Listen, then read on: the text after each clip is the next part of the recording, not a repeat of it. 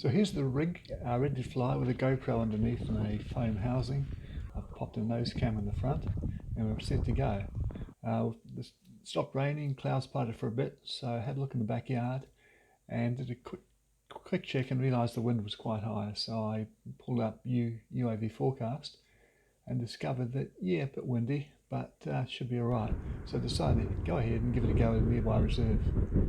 Figured as long as I don't go too high, I should be fine.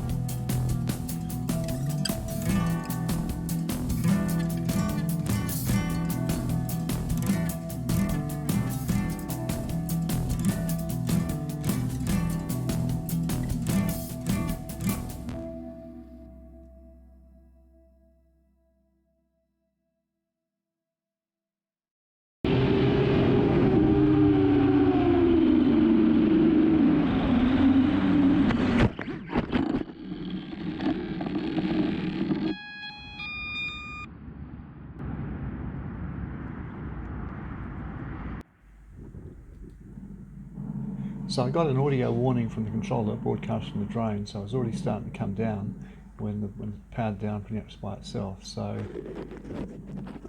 it's certainly a bigger drain on the battery, those motors, than the standard Bucks motors. The Bucks motors I can tend to power down pretty well controlled from the ground. So as soon as I get that warning, I've got to cut it out, but it may be a defective battery, so it's a bit hard to tell. I'll try again with a good battery next time.